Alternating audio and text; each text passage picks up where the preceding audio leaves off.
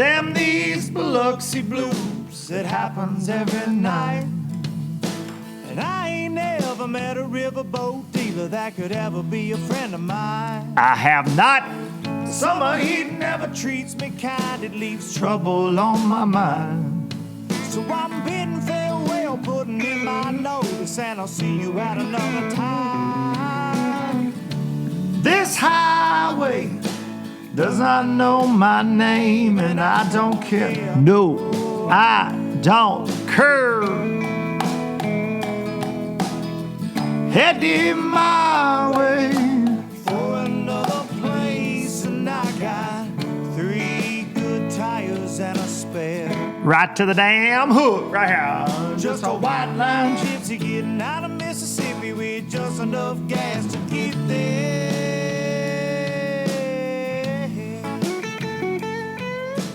Low budget live, not so live from the low budget live bar and grill, bar and bunker, and bar in Noah's Ark.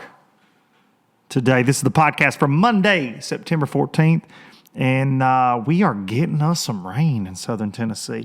That is a song by me called Biloxi Blues. Get lots of questions about that. Some people would call it narcissistic to use your own music. I think some people have called me narcissistic that have, shows and whatnot, podcasts. But the reason that I tell y'all about the music that I have made is, it don't cost me anything copyright wise, and, that's a good thing. I don't have to use any of those canned, beats that you can get for your YouTube's videos that I don't like. I'm a big music guy. I write and record some of my own music. So that is Biloxi Blues by me, and I don't really care if anybody doesn't like the fact that I play my own music.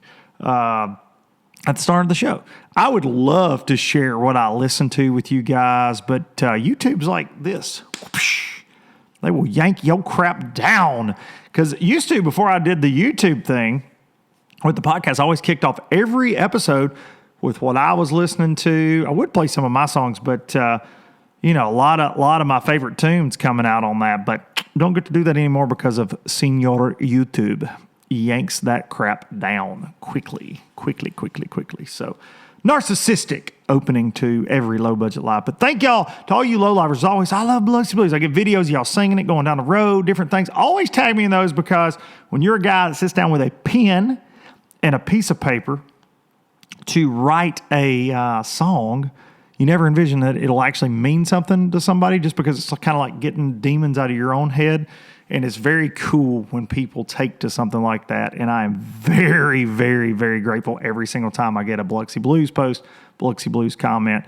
Like I've said on here before, I wrote that song about my dad. So very cool to see that people like the things that you put out there. Kind of like this fine podcast. And if you are joining us for the first time, you are now a low lifer.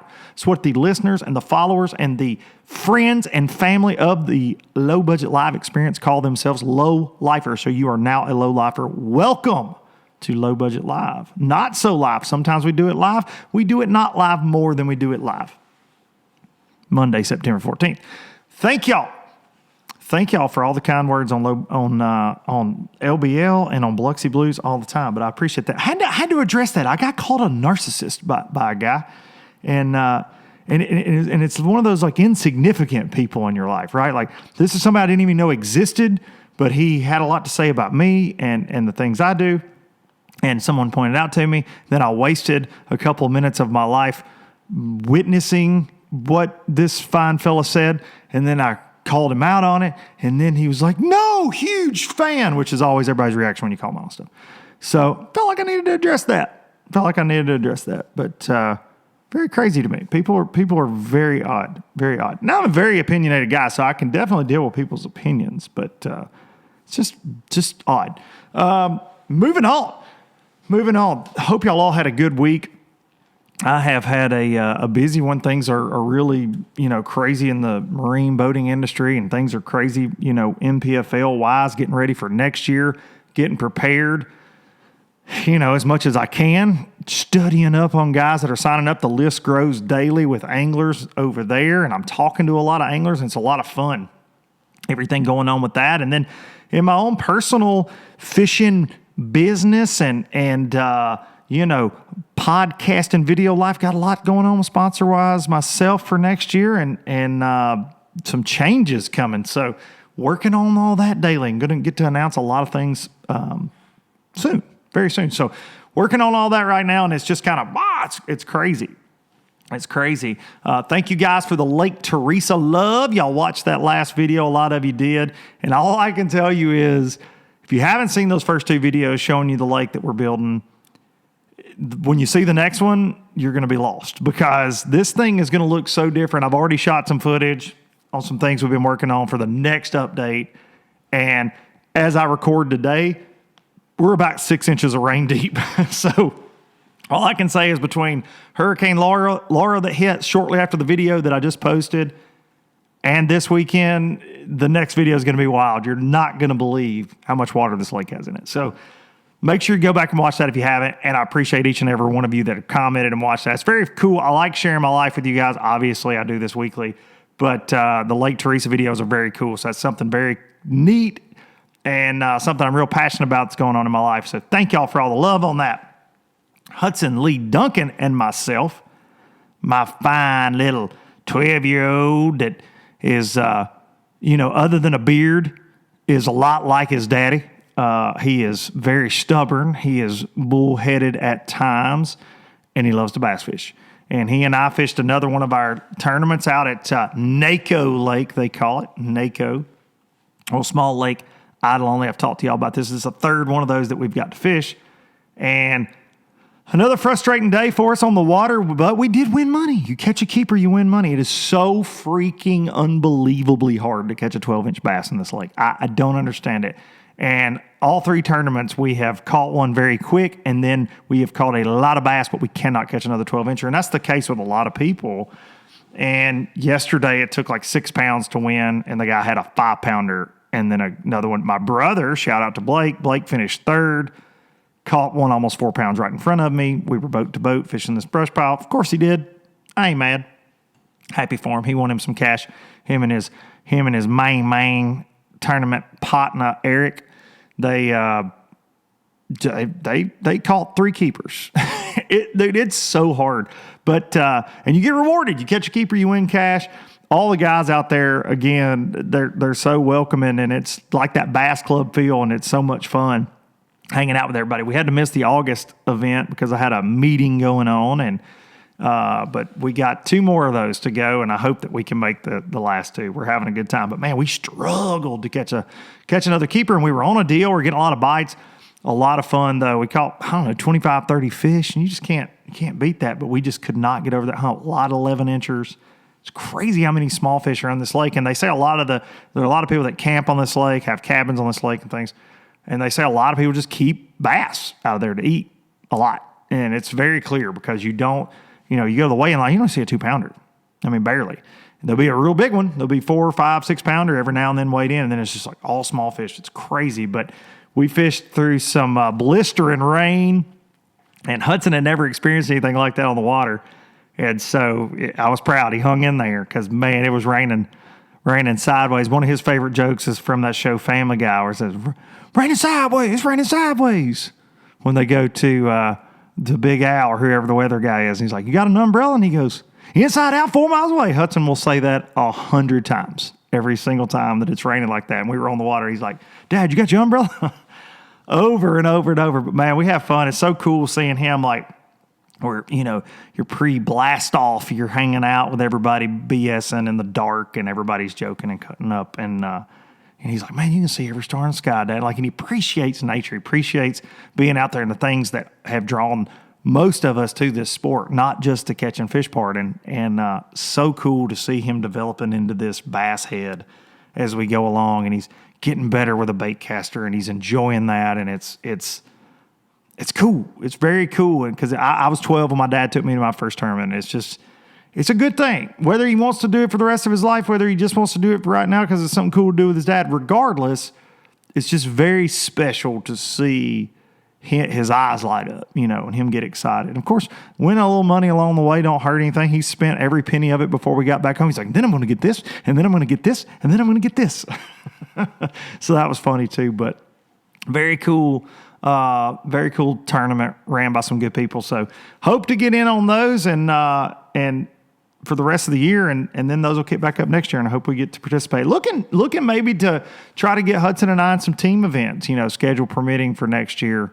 We're gonna see what we can come up with. He's really interested in that, and he's a little too young for the high school stuff. I know they got junior bass and all that out there, but we're gonna see. We're gonna see. Just super proud, just and grateful that he enjoys the outdoors, and all my kids do. My youngest rider loves it. My brothers from another father, my stepkids, Charlie and Wes, they love it too. And even Harper Louise, she loves it too. But Hudson's just it's really just kicking on all cylinders for him right now. And it's really cool. And he's watching a lot of fishing videos and things like that. So it's really exciting.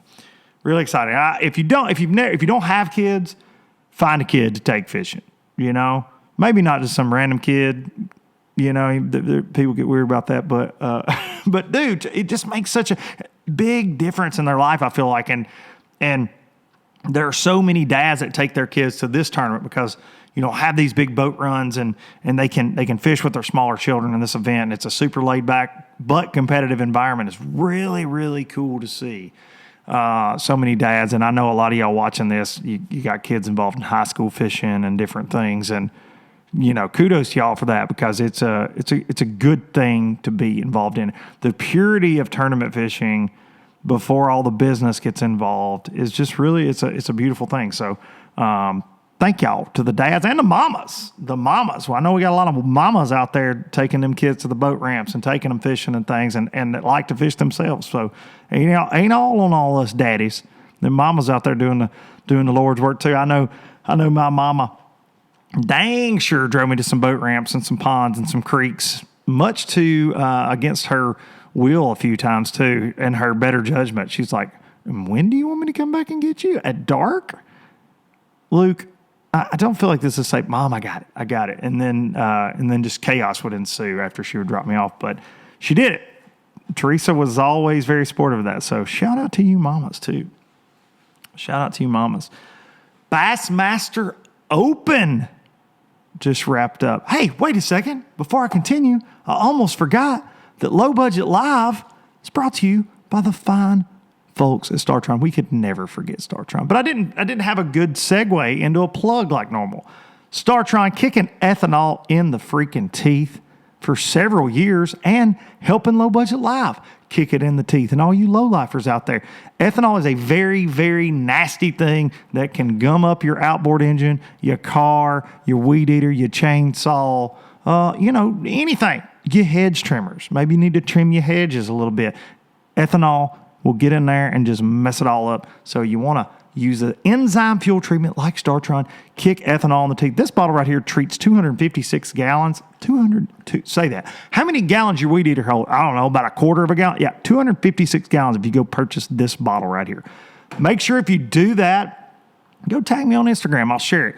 But I appreciate you low-lifers supporting Low Budget Live, and I appreciate Star Bright Cleaning Products and StarTron for supporting this podcast for such a long time, because nothing ruins a good day on the water like an outboard engine that won't run, and StarTron's going to keep that from happening, at least as far as ethanol goes. If you leave your battery on, StarTron ain't going to jump you off.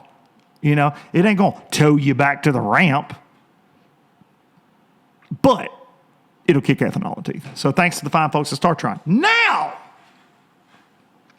moving on. Bassmaster Open. Down on Big Sam. We talked about this a little bit last week. I actually did not, because Hudson and I were fishing, get to watch any Bassmaster Opens live. Seen some clips, though.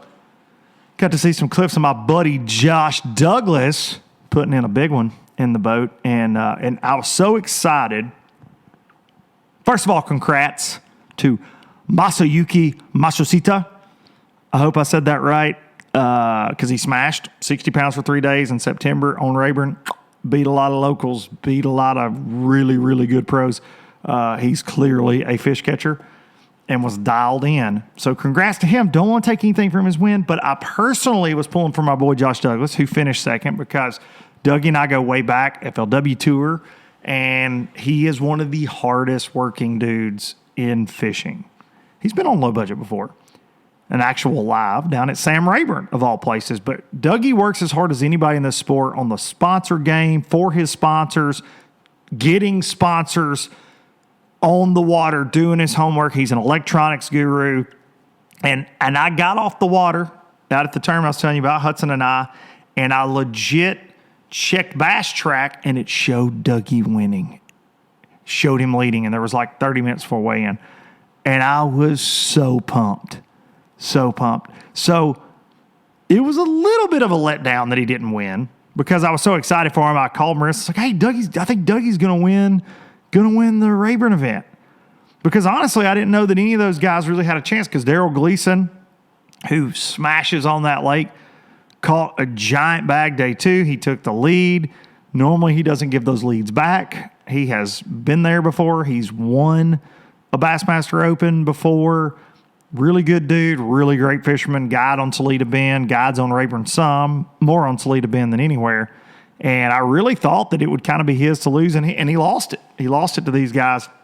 He had a little bit tougher day, but Dougie, catching them and hung in there. But Masayuki Matsushita, hope I'm saying that right. I really do hope that I'm saying that right, because I was reading, it was very interesting. He's talking about electronics. I had a little birdie tell me he also had him a Garmin live scope, but he was talking about his Humminbird 360 on there as well. It's amazing what these guys are doing with electronics.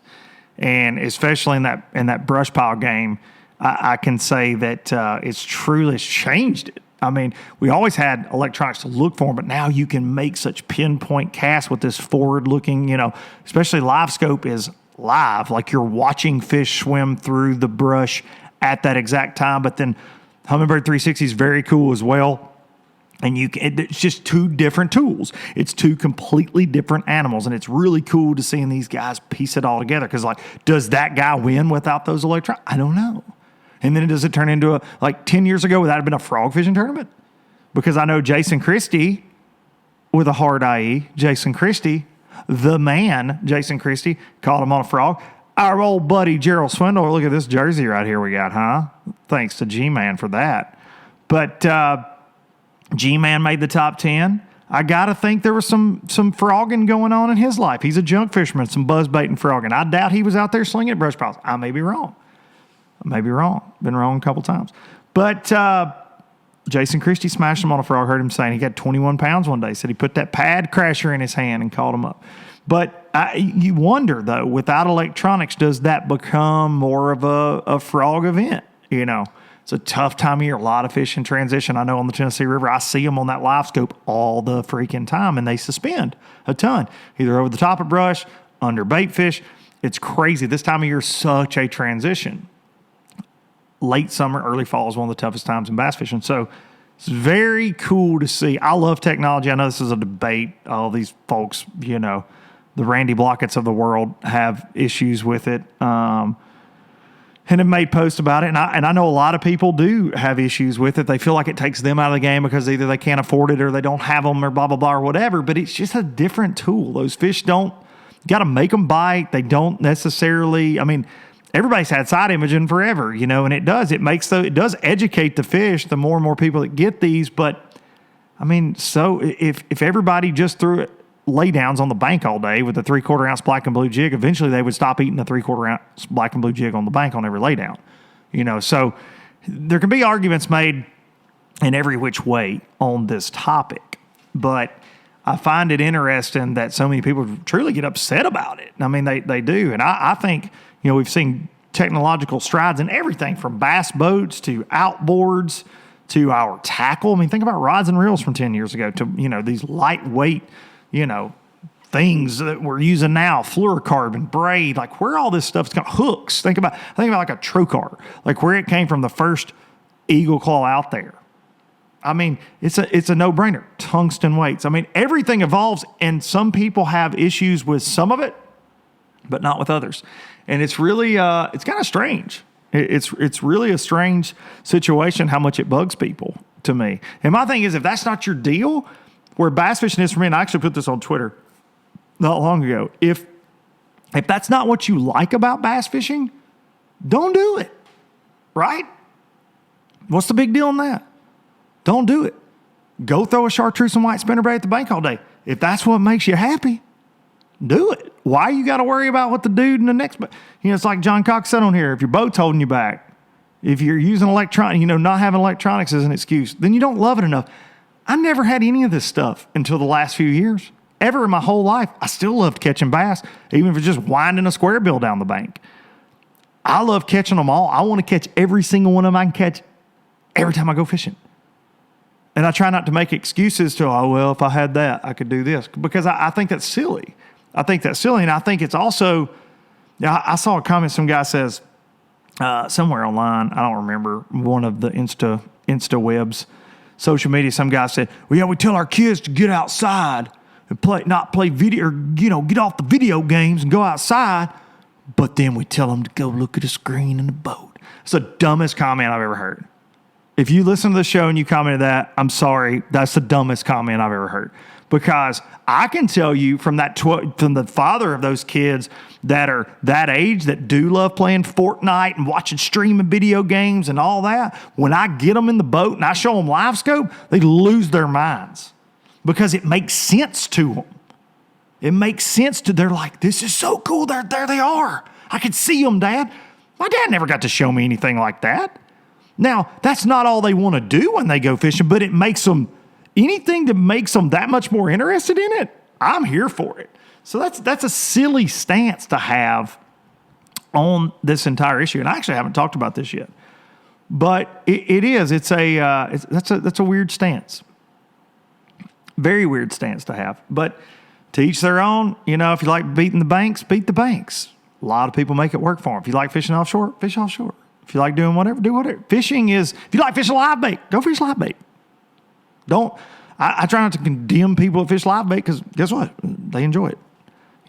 Sometimes I do get a little carried away. People eating fish, whatever, that kind of stuff, eating bass. You on the Tennessee River, you see guys flopping 5 and 6 pound smallmouth in a cooler. That's kind of frustrating, but, so it makes them happy.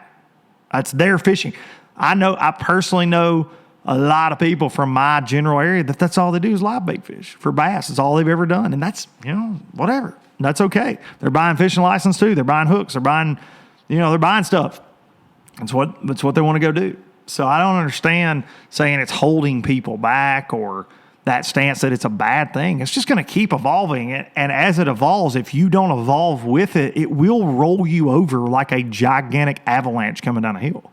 I think that's a very fair statement. If you don't decide to conform at least a little bit, I'll tell you something you don't know. John Cox, who's fished no electronics whatsoever, he's got some electronics on that boat you don't know about because I've had these conversations with him. I mean, everybody gives in at some point. You would be completely shocked to know some of the pros that have tried to make the switch, to not have an electronic sponsor because they want to be free agents and be able to run everything because there are so many great tools out there now, like what Jacob Wheeler did this year, and it paid off for him gigantically. He left Lowrance, goes to all these others. There are a lot of guys thinking about that. There are also guys that are diehard black and blue, tried and true freaking brand ambassadors for one brand that are like, hey, man, can I get one of them live scopes over here? Hey, man, can I get one of them Humminbird 360s?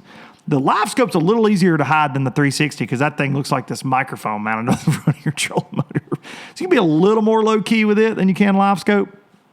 I mean, you can be more low-key with live scope than you can with it. I'm all mixed up today. But I think that there's a lot that goes on behind the scenes that people don't realize in situations like that. But it's like having that you're sponsored by Strike King or Six Sense or whoever and blah, blah, blah down the streets got this juice little homemade crankbait. And you're like, put that on my rod. Back in the day, you could kind of hide that. Kevin Van Dam's probably caught a boatload of them on a Mega Bass 110, but it's that old Strike King KVD jerker now, a Lucky Craft pointer back in the day. And, it's a Strike King prototype. Is it is it now that there's there's GoPro in every boat, there's live coverage, you can't hide those things. You can't hide those things at all. So it makes it tricky, but there are guys. I actually know people within electronics companies that are worried that pro staff people might leave because these deals, for a lot of guys aren't necessarily that great. If, say you pay somebody $10,000. Okay, I'm going to pay you $10,000, Luke Duncan, to sponsor you, and I'm going to give you electronics. Well, for a guy that is fishing for hundreds of thousands of dollars week after week after week after week after week, $10,000 may sound a lot to you and I up front. Shoot, yeah, I'm sponsored by brand X.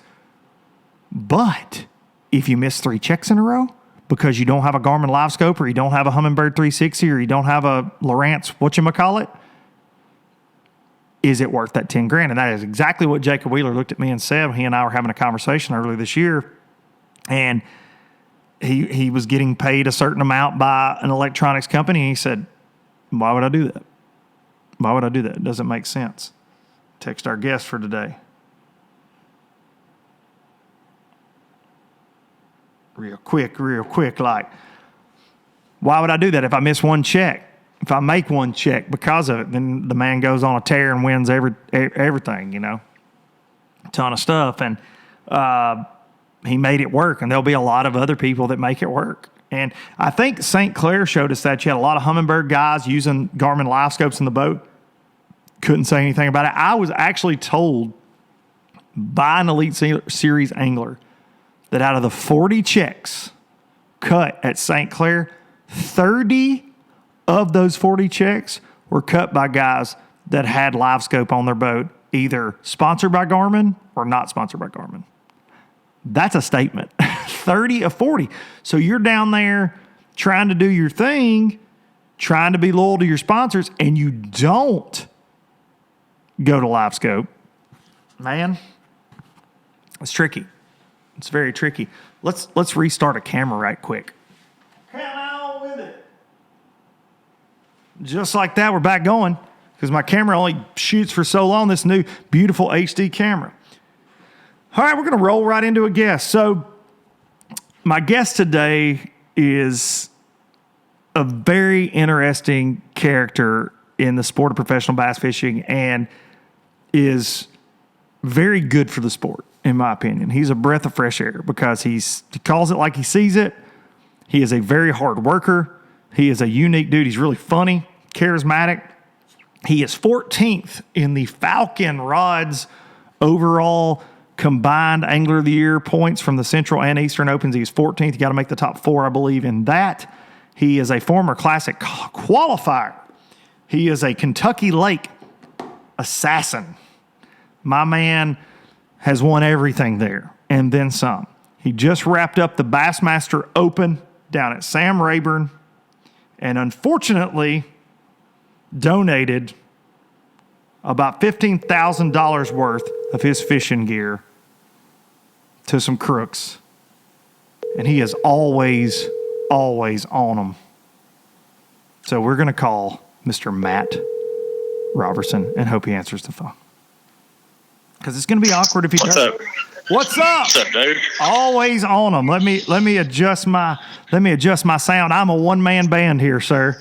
I'm not good, buddy. I'm not like that Renwick dude. I don't have minions running around the background. Oh, Pat's making him sound like a beautiful blonde proper Bassin, talk show host. You don't have your big old crew, huh? I ain't got a crew, buddy. I'm running all over. Damn, I'm sitting here. I'm running a camera. I'm running the phone. I'm running the sound. I'm recording. I mean, I think I need some help, but I'm like you. I just try to do it myself, buddy. I just try to do it my damn self. So I gave you an intro coming in. I talked about a lot of things you had going on and coming off that Open, and And man, I've been wanting to get you on forever. And I was actually talking with Renwick this morning. We were texting back and forth, and I said, hey, man, I need to get Matt on. And I had a lot of requests. So my podcast, I always record it like this, and it posts on a Monday.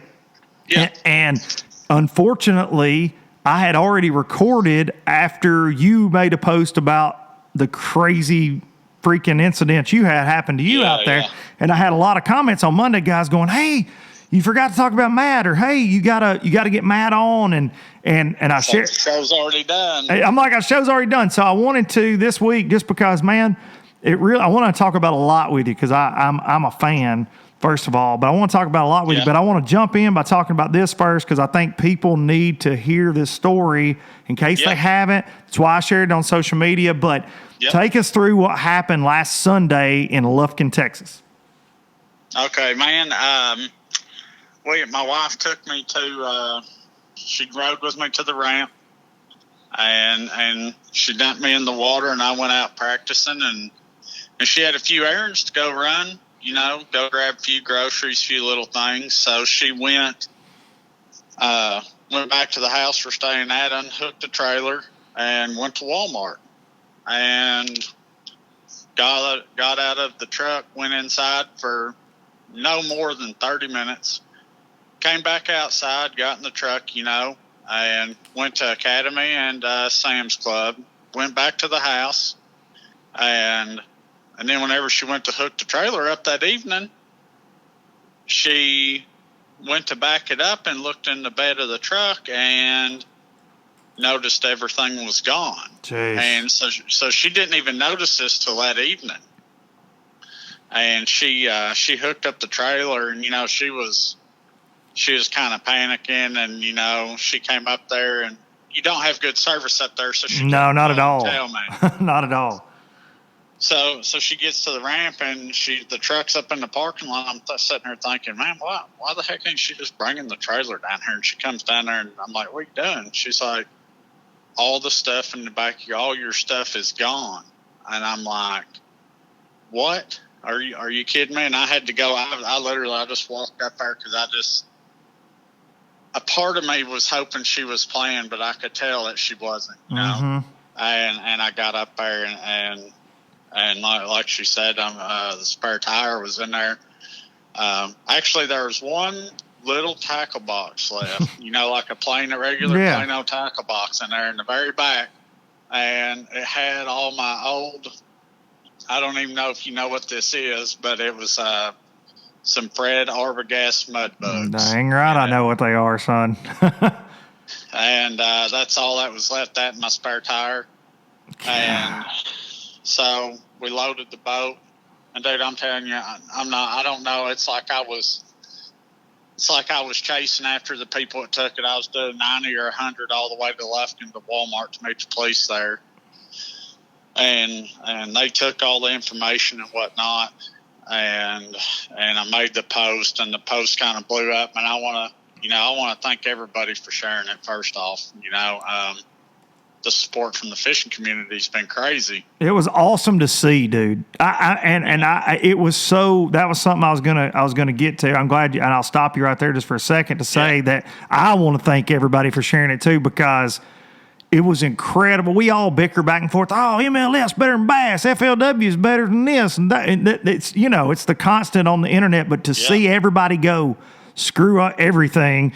Let's share Matt's story, dude. It was awesome to see. Even though it was a terrible incident, it was awesome to see that. But go ahead. You headed to Walmart.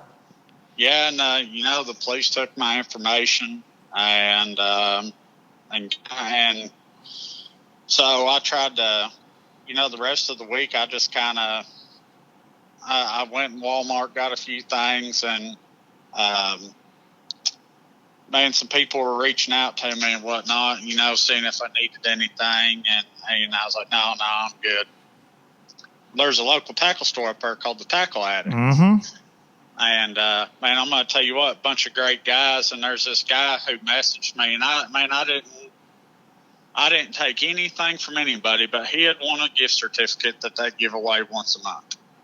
It's a $500 gift certificate. And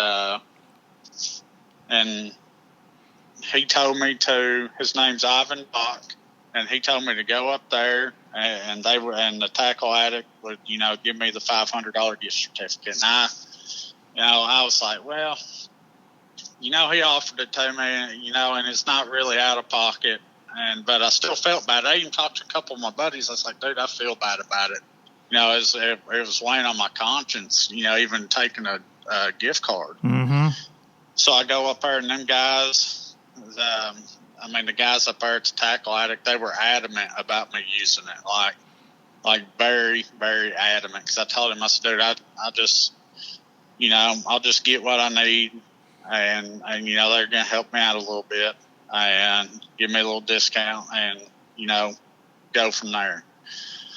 But so I got the stuff, and I used like $300 and something of the gift card, and they said, I asked them if they would just give the rest of it back to him, because I was just trying to get through the week, Yeah. Because all I had was a little bit of tackle on my boat, and so I did that, and that got me going for the week. Well, that's incredible, man. Those guys at Tackle Attic out there are really good people. That's an awesome store too. If you're ever at Sam Rayburn, make sure you stop and see those guys. And I think you can buy online through them as well. They're really, really good guys. I think I saw, I read that in a Bassmaster article that they had done that. Yeah. And you said, so a lot of people too reached out to you with gear and things. So you had, obviously you had your rods and reels, you were out practicing. Did you have any spare rods and reels in the back of the truck too that got taken? Man, I had a couple reels, 2, 3, 4 reels, some loose Super Duties, and but other than that, no, I'd actually taken my rods inside the house we were staying at, but everything else I owned, literally every piece of tackle I owned, except for what was in my boat, and I just stuck a little bit of everything in my boat because I want, just to get a feel for it out on the lake. Mm-hmm. And everything else was in the back there. And they literally took everything I owned.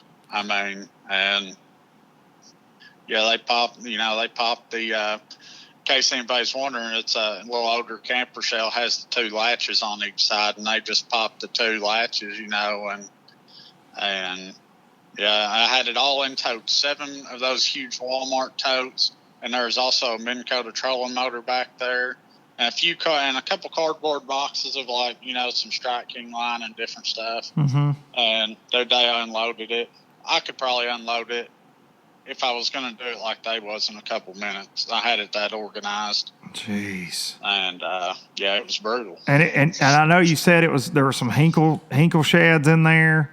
And there was some Depths 250. So just talk about some of the more specific stuff on here. If y'all are in that area, you see any of these things pop up online that look like they're used, let's figure this out for Matt.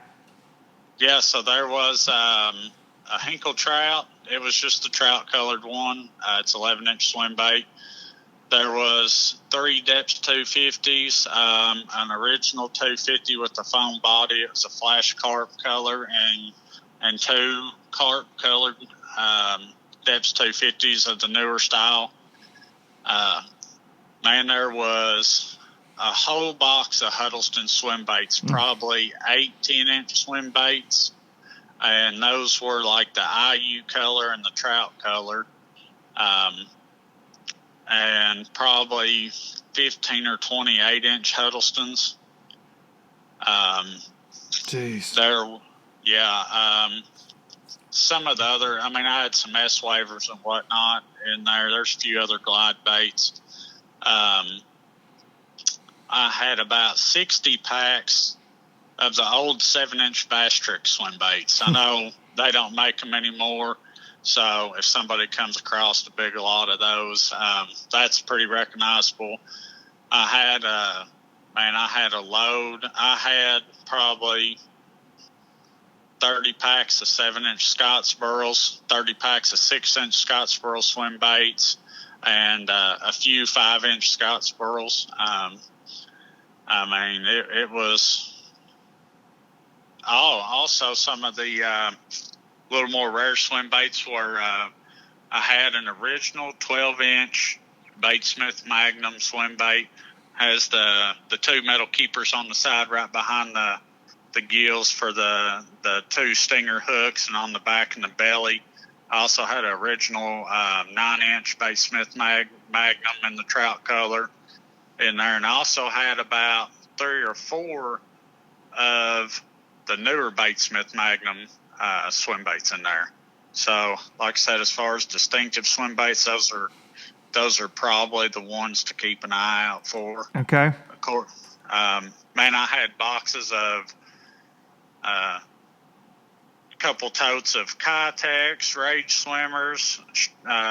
There's a lot of the new Strike King line. I know it's not out on the market real well, especially with stuff that's going on. It hadn't had the opportunity to hit the market. So if somebody runs across a large quantity of Strike King line out there for sale by somebody, that's probably a big red flag, as well as, probably another $5,000 worth of, Strike King product. Dadgummit, man. Well, I feel like getting this information out there is huge. I saw you post a video today, earlier today, about you still really hadn't heard from the Lufkin Police Department on this. And from my experience, I've had my tackle stolen twice, and both times it was actually stolen out of my garage. I've been really fortunate, as much as I've been on the road, to not have an incident like this. But the stuff, insurance will take care of some of it. Obviously, you got sponsors, great sponsors, Strike King, people like that. They'll help you replace this. But it's like you're saying, it's these Huddlestons, it's the things that you've worked hard for, and the things you build up over time that make you feel just freaking dirty about it. I'll never forget. We had it. I was a freshman in college when I had my dad and I, some jackass drug head stole everything we had, man. And he stole, and I'll never forget, it was one of the first times I ever saw my daddy cry in my entire life. And it was because he lost bombers that he'd had forever, and Bagleys and old Pop-Rs and all this stuff that you can't just replace. And that's right. I was 19 and came out smelling like a rose because I got all kind of new crap. And he's like, good for you, because the 4 or 5 rod and reels I had, I got upgrades, But it's that stuff that hurts the most. But in dealing with these situations, it seems like maybe they don't put, and I'm not talking about the police at all, but sometimes I've had friends that have gone through this too. It's like it's not on top of the priority list at times, and it's your entire life, and it's got to be very frustrating. So as of tonight, you haven't heard back from them? Oh man, I'll actually tell you what happened, and I don't know if there's a miscommunication or anything, but I do know that they have security footage of the people taking it from Walmart. I got that. I don't know if I'm supposed to say, but somebody on social media sent my wife a message and informed her that there was security footage and it was being sent over. Dang. And my wife called the detective on the case, and he said that this is getting way too much social media attention and too much, television, and just getting way too much attention. How could that be a bad thing, though, is my question. Because you're sitting here telling me you got $15,000 worth of your hard-earned stuff floating around out there, and these special swim baits, if this jackwagon walks into a pawn shop with them, the more attention we get this guy caught, and we get your crap back. Like, that's why we need to spread, in my opinion. I'm not a cop, obviously. Listen, my best friend and fishing partner, I can fish with 2 guys, one doing Billy. My best friend's a detective for the Kentucky State Police for 20-something years now. And he said that, you want to get the word out so you get leads. So I don't know. I'm not talking bad about it. No, not me either. It doesn't make sense to me, but so I called up there to the Lufkin Police Department Friday after I got done fishing, because I just wanted to get through the week and concentrate on fishing. Absolutely. You got a goal in mind here. That's why you're doing this. That's right. Yeah, and I asked, the detective wasn't in, and they sent me to the corporal as supervisor. So I was talking to him, and he said, I told him who it was, case number and everything. And I told him, I said, man, I just hadn't heard anything. I was calling to touch base and just kind of see where we're at, see what you found out. And he was like, well, Detective so-and-so has it in his report that he's tried contacting you, and you won't answer or return his call. I said, buddy, let me tell you something, dude. I said, my phone ain't ringing. I ain't got a voicemail, So, and I asked him, I said, if he's trying to get a hold of me so bad, I was like, my wife. I said, he talked to my wife. I said, he has her phone number, and she hadn't had a return call or anything to try to get a hold of me or to make sure he had the right number. So I mean, that's kind of where I'm at with it. I left a message the last 2 days waiting to hear back from him on hopefully Monday. Okay. Well, So let me ask you this about your truck, just because I'm curious. Do you have a wrap truck? no, man, I just got a regular. It's a 2004 blue Chevrolet with a blue camper shell. The windows on the camper shell's tinted, and I mean, they could have been just trying to. The reason I said, I wonder, in these big bass fishing areas, we've seen it at Gunnersville. I know y'all seen it at Kentucky Lake Summit. Normally don't run rampant long because some good old boys normally take care of these crooks that do this and watch for them, and set things up. But that's why I asked that. I just wondered, were they just meth heads busting into the back of any camper, or were they targeting, hey, this guy's here from out of town fishing, let's see what he's got, kind of thing? Because we see it all the time. The Takumi Ito Taku, he got hit at Dayton. We see it in these communities, and they definitely, a lot of times, these crooks know what in the hell they're trying to find, for sure. So that's why I asked that. Man, honestly, I'm not for sure. I think it is possible that people were scoping out Walmart parking lot and maybe seen an out-of-state license and seen stuff back there and thought, all right, let's unload this stuff and hit the jackpot. Yeah, that's a fact. But I will tell you, I was talking to a couple locals from like around Toledo Bend, and they said, there'd be some riffraff living, not far from where you stand, and they'll see you going backwards and forwards in the morning and in the evenings. Mm-hmm. And they may necessarily not do it, but they know somebody that will, and they'll kind of keep an eye out on you and pick a time to hit you. Ain't it amazing that people, because you're a hard worker. I keep up. I follow you. I follow you. I absolutely. I said this when I was introing you. But I respect you as much as anybody in the sport, man. I keep up with you. You bust your ass every day of the week just so you can go fishing, just for these opportunities. And so it really pisses me off when some scumbag, if they worked as hard as you do just working, they wouldn't need to steal people's crap for their drug money. They could just maybe spend their freaking measly money that they make doing whatever they do on their drugs or whatever, but not have to take your hard-earned crap. Like, it drives me nuts to see that, man. It drives me crazy. And like you just saying, well, I mean, they could have watched it. That's kind of what I was thinking. Like, they probably did. They probably saw you coming and going. Yeah, I mean, because I don't think you just. I don't know. I mean, I'm not a crook, but I sound like Richard Nixon. But I'm gonna tell you, if they were just at Walmart watching,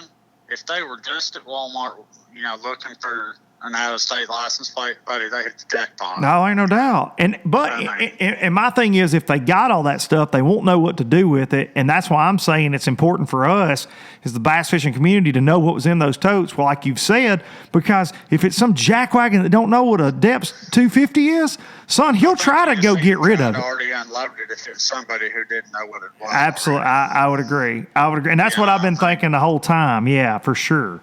They would have already tried to get it. Somebody who knows what it was. Ain't no doubt, man. Well, I hope that we can help you at least get some of it back, man. I do. Talk about the week though. I saw you are you're 14th in the overall points. You're fishing both divisions. I'm assuming your goal is the Elite Series, correct? I mean, that's where you want to be in life. Yeah, I probably, I called Seth after this week. Man, Seth's pretty good friends, and I had a little talk with him about it. Man, I've kind of done a little pondering. I usually, in the past, I've always just fished tournaments, fish to win or go home and, last place and not care. And so, but to qualify for the Elite Series, you're having to fish for points. And I'm kind of, last year, I approached it just to try to win everything. And I had 3 bad tournaments and 1 good tournament. So that doesn't do good when trying to qualify for the Elite Series, So this year I'm taking a little different aspect of it and fishing for points more. And I feel like I gave up probably my best opportunity to win one that week to try to stay in the points. Really? Talk about that. Yeah. What were you thinking coming out of practice? Because I know you're a dual threat dude because you're a Tennessee River guy like me, so you have to do everything shallow and deep. But you're a deep water dude. Best I can tell, you love your electronics. I heard a cool story about you one time. I'll tell it real fast. My buddy Justin Atkins was talking about you having like a spare transducer in case you didn't have you had a transducer go out. Like it meant that much to you to make sure your stuff's always working. So was it an offshore thing for you coming out of this that you thought you could win on, but you decided to play it safe? Talk about that. Yeah, man. I do have a whole secondary sonar set up in my boat. 2 transducers, 2 boxes, 2 Ethernet cables, the whole deal, all the way to my unit. And I even have a spare unit just in case. Jeez, that's awesome. So yeah, I was out there looking deep, and I found a couple schools. You know, not the schools weren't big ones. You know, but they were some schools, and that left me hopeful that there was some schools, the big ones. I caught some absolute giants in practice. I saw that. 11s. Yeah. Oh, 11-7, and I caught a couple, you know, some more 8s and whatnot. And I thought, man, I got a shot at this. And I thought, I was sitting there pondering, not getting many bites out deep, but if I do get 5 bites, they're gonna weigh big. And I thought, man, I'm going to go. I found a school up one of the arms in about 8 feet of water in a little ditch. And I thought, man, I'll go up there and catch me 5 keepers real quick. And I found another little patch of standing timber. I was cranking actually with an old Bagley's crankbait, a DB30. And man, I catch them pretty quick. And I messed around those 2 places trying to catch a limit just to ensure I get the points. And I come out of there with, you know, like 4, and I thought it would take me 30 minutes to catch 5, and it took me 2 or 3 hours. So, and then I went fishing. I went up fishing deep, hitting some brush piles and whatnot, and hit a little shallow grass stretch I'd caught some on. I ended up with 13 pounds. And I actually didn't foresee them catching them as good as they did. I mean, there were some, you know, a lot of 20-pound bags weighed in. So the next day I decided to change it up, and I was like, all right, we're going to go. I'm going to start where I caught the 11-7, because not only because I caught a big one there, but there were a lot of fish on that brush pile in the area. So I start rolling through. I go start there, and I didn't get a bite there. And I rode through. I'm going to the next spot, and I caught a 6-pounder. And fished a couple other places, and I caught a 3-pounder. And I'm not one. I broke off about 2 hours, so I just kept running brush piles. And then I broke off a big one in a brush pile. And man, here's going to be a crazy thing. I almost always throw monofilament. Almost always. Okay. I throw mono on everything. And I switched to some fluorocarbon. And I got a pretty aggressive hook set. And I just, fluorocarbon's a little more brittle, and I break it, you know. I break it more often than I do the mono, which has more stretch to it. Mm-hmm. I broke off one in a brush pile, felt pretty big, you know. And then I was throwing a worm in the very next spot. I reeled up my worm, and I had my rod kind of high. And dude, I'm telling you, minimum of 7-pounder eat it at the boat right where I could see it. Whenever I reeled it up, I was like, okay, don't set the hook hard, man. And, you know, because I knew what I did, you know. So I barely set the hook, and he was on his way down. I'm talking hard. I'm talking vicious going. And he just pow, and it just, it just took the wind out of my sails from there. And then I ran up and tried to catch those keepers. I was like, well, I got 2 fish that weigh about 9 pounds. I was like, if I can catch 6 pounds, I said, you know, that'll at least put me in the points where I need to be. And dude, I could not get them. Both them schools just shut down and just wouldn't do it. And it was, I mean, like I said, if you want to qualify for the Elite Series, and this is what me and Seth talked about, whenever it's in your wheelhouse, you almost need to swing for it. And this is hindsight. and I didn't talk to him about it till after.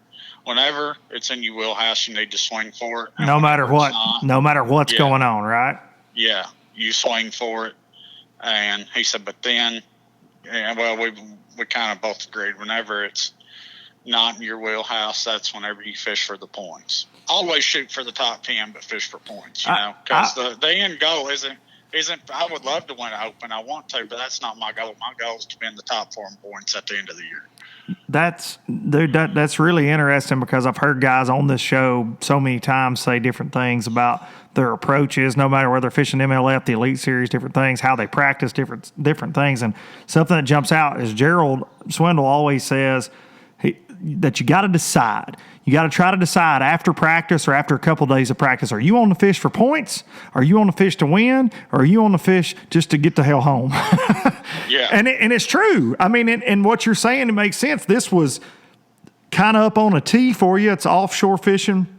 It's one of your strengths, but you're in the back of your mind, you're like, man, I'm trying to qualify for the Elite, so I'm not really. And there'll be comments on this. People are like, well, you should try to win every tournament. Well, it doesn't always work that way. After 3 days of practice, you know, right? And you are a guy, you are very in your face with the fact that you want to win all of them, or you just don't care. And you're very much on social media. You're like, guess what, guys? I suck today. You don't care. You don't sugarcoat it. You don't make the big long post of, well, this happened and the water conditions and the pressure changed and blah, blah. You're like, I suck. See you next time. I mean, that's what I love, man. I love that. So it's interesting to hear you say you either suck or you don't. Yeah, that's it. Yeah, that's true, man. I mean, that's and we've all been there. And when I was on the tour, I mean, Lord knows I sucked more than I didn't. And it's, for me, it was always funny. Just like, yeah, I sucked. Sorry. See you at the next one. I mean, it is what it is. You hear guys say, "Oh, I was in the same area as Denny Brower." I mean, I found them same fish. It don't matter. It don't matter. It don't matter at the end of the day. And I love your attitude about that. But it's interesting to hear you say that about the points thing, though, because you got a ton of wins under your belt at different levels of competition. But I guess having that lifetime goal of getting there, it does get in the back of your head. And you can't, looking at this year, I feel like you can have a bad tournament or two with the combined points more than ever before in the Opens. So it does change it a little bit, because, man, in years past, if you almost didn't top 10 them or top 15 on them, you couldn't make it in 3 or 4 tournaments. I'm gonna throw something out there for you, and you may want to check the math on this, because I may have done it wrong, okay? But I sat down there and kind of hashed it out what it took to make the Elite Series and the Eastern Opens last year. I probably shouldn't even say this. I figured it up, and I might listen to somebody out there is going to be listening. They're going to go back, look at the weights, and they're going to add it up and divide it, do all the math, and they're going to say, oh, hell, he was wrong. It took more. But I'm pretty sure it only took 12.5 pounds a day last year on average to make the Elite Series. I would agree with that. I mean, average per day of tournament fishing. I would agree with that. And I'm not shooting for 12.5 pounds a day, but that made me realize, I was like, damn, man. If you wasn't trying to win every damn one of them and just tried to, catch some fish, you'd probably qualify, instead of going balls out. Sometimes it's okay to play small ball. You know what I mean? I mean, sometimes you got to bunt. Game, not the short game. Yeah. So. Well, so for you, you've talked about you want to make the Elite Series. Just talk about your plan when you get there, because you hear so many people. You hear them all the time. And I had John Cox on a couple of weeks, and he gave me a quote that's been heard around the world, and people saying, if your boat's holding you back, you don't love it enough. If something's holding you back in bass fishing, you don't love it enough. What would you say to somebody that says, well, man, I can't do that because I got to work, or I can't do this because I can't afford it, or I can't do this because I don't have sponsors, or I got this boat and I got that. What would you say to those people? Whenever anybody says that I got to work, or I got this, or I have to do that, it's all a bullshit excuse. And I ain't sugarcoating it with anybody. It's all bullshit. Yeah, you got to work. I worked for years. I'm still working. Listen, the difference is I'd get off of working 12 hours, and I'd go put my boat in the water for 3 or 4 and sleep less, or, 7 or 8, or I would go without sleep. versus where that person's going to go home. If you're sleeping 8 hours a day, you got time to be out there, getting ready and preparing yourself for whatever you have in store for you coming up next. You just have to make it a priority. I'd get off work here in Calvert City, and you can ask anybody around here. My boat was sitting in the parking lot, and I was out on the water. And anything you say that's holding you back is nothing but an excuse. If you don't have a boat, go work more. Get a boat. Official it. Yeah, go work more. Get you some money. Get you a bass tracker. I don't care if it's a bass tracker with a 45 horse. Start somewhere, And listen, it's not all fun and glory and everything. It's a freaking hard ass road, especially where a lot of people come from, the majority of the people.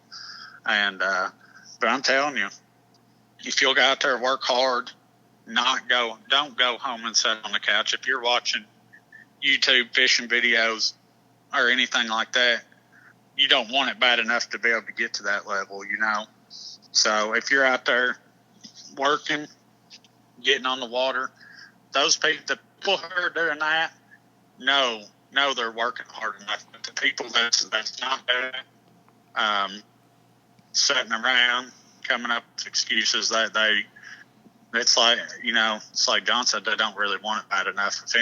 If not only if their boat's holding them back, but if they have any reason that's holding them back, they don't want it bad enough. Or they're afraid to try it and put themselves out there. Because, that's what I've said with my career on FLW Tour, man. I never caught them like I wanted to catch them. But guess what? I wasn't out there for everybody else. I was out there because I was a 12-year-old kid with a damn dream, and I got an opportunity to do it, and I did it. Yeah. You know what I mean? And you put yourself out there, and Lord knows I put myself out there more than a lot of people because I do all this craziness too with podcasts and videos and different things. But it's like, you know what? I never sugarcoated it. If it sucks, it sucks. If it don't, it don't. You got missed opportunities. We all lose fish. You all break fish off. We all find fish that don't turn out to be what we think. But if you sit around armchair quarterbacking, the guys that are doing it, that sucks. Yep. That sucks, that guy sucks. He's not any good, or that guy don't ever catch it. We've all heard the local heroes, that you got in your hometowns or different things. They're like, well, if I had the chance, well, go take the chance. Go do it. Go do it. That's always my thing. Go do it. Go do it. I've had people say, well, Kevin Van Dam didn't even catch him at Toledo Bend. I'd have gone down there and caught. Okay, well, go beat him at Toledo Bend.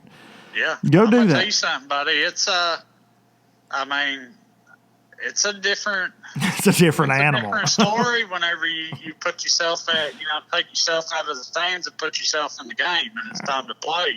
Ain't no doubt about that, man. It's a different deal, and at every level it's different, right? You fished BFLs, you fished Costas, Toyotas, you fished Opens, you've been to the Classic. The competition is different at every single level of fishing. The intensity, the anglers. It all changes. The distractions. But talk about how do your sponsors react? Because one of the things I love about you is that you just don't care, man. You throw it out there, you post it on social media, your videos are funny, but it's you. You're just being yourself. You ain't trying to get a soundbite viral video clip. You're just like, hell, this is me.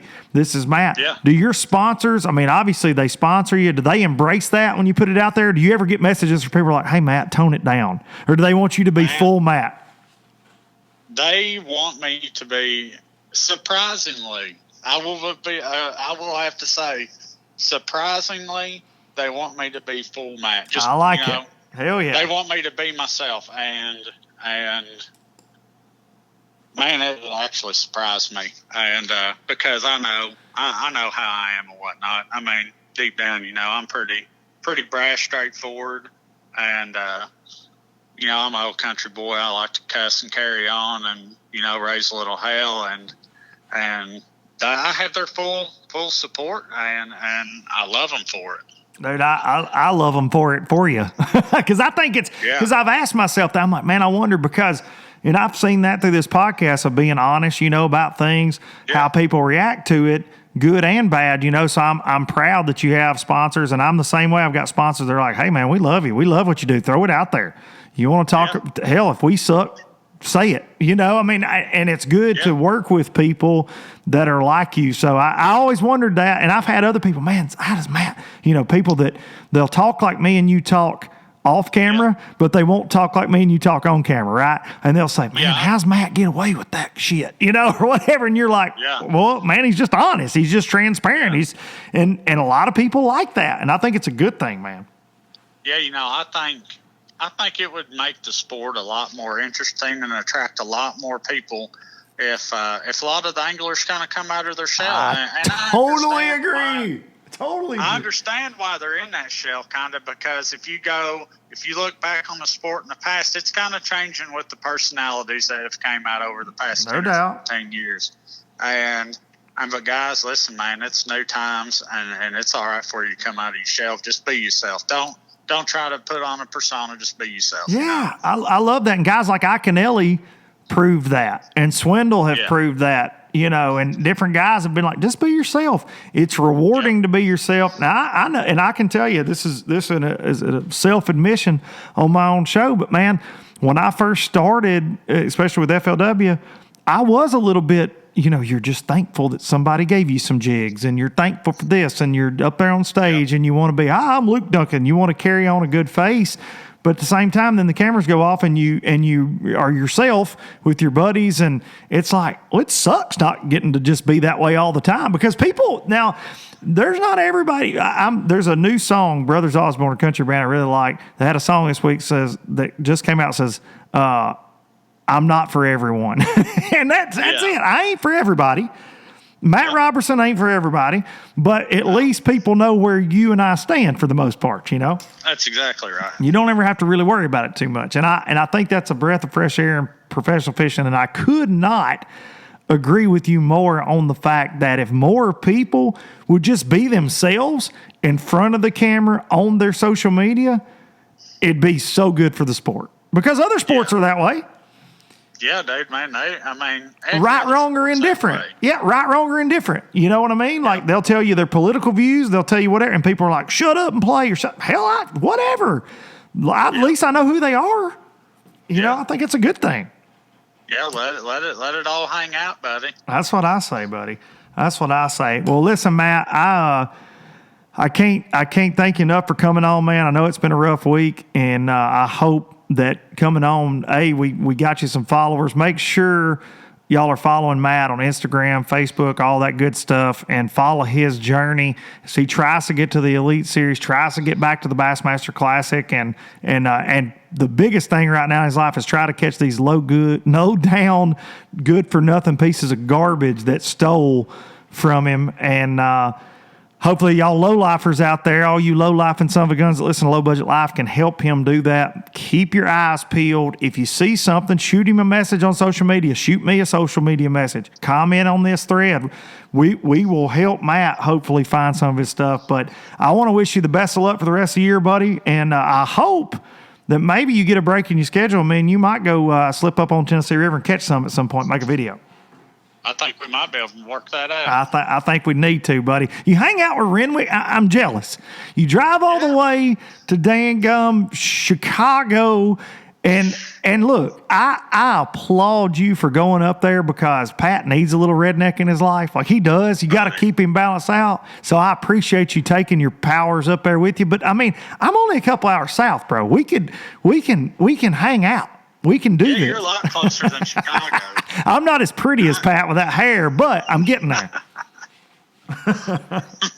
Oh, me. Well, buddy, I appreciate it, man. You take care, and holler if you need anything, and hopefully we'll help you get your stuff back. But let's go fishing. I appreciate it, man. We'll work it out, and we'll get out there. All right, man. I appreciate you, man. Have a good week. All right. See you, man. Matt Robertson, always on them.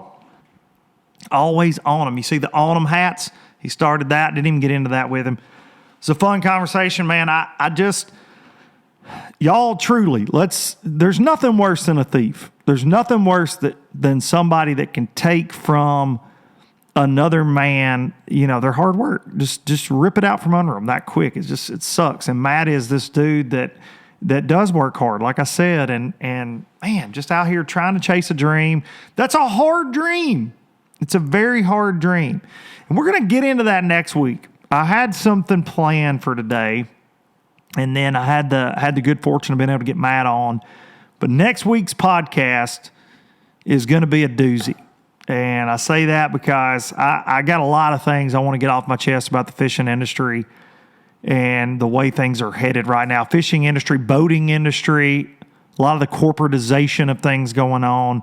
And it hurts guys like Matt. And it hurts a lot of anglers. And I want to get into that next week. Ran out of time today. But thank y'all so much for everything you've given me. I can't repay all of you for, watching this all the time, commenting, liking videos, sharing the good news of this fine program, the Low Budget Live podcast. I really appreciate y'all. Lots of things coming. Lots of things. Boats and Pros coming back. But some announcements coming from me personally. But make sure that you're subscribed to the YouTube channel. Make sure you're following along Instagram, Facebook, all of that, because lots of things are moving fast in the Luke Duncan's world. And I'm just trying to hang on right now. And I'm very fortunate. I'm very grateful for this opportunity to talk to everybody every week, but lots of things to come. So make sure you're tuning in to that. Make sure you go follow Matt Robertson one more time. Let me know if you see anything crazy, if you're in that Southeast Texas, wherever world, right? Arkansas, Louisiana, these crooks could have gone anywhere, but make sure if you see any of those baits, make sure you let us know. Also, make sure, as always, to hug your dadgum mama and your daddy. And I will see y'all next week. Going to take you out with a little bit of more narcissistic Biloxi Blues. Thank y'all so much. See you next week. Any direction, Lord, I'll be fine. It don't matter east or west. North, south, wherever the wind blows, I'm leaving those burdens at rest. This highway, it does not know my name, and I don't care. No, I don't care. Headed my way for another place, and I got 3 good tires and a spare. Just a white line gypsy getting out of Mississippi with just enough gas to get there.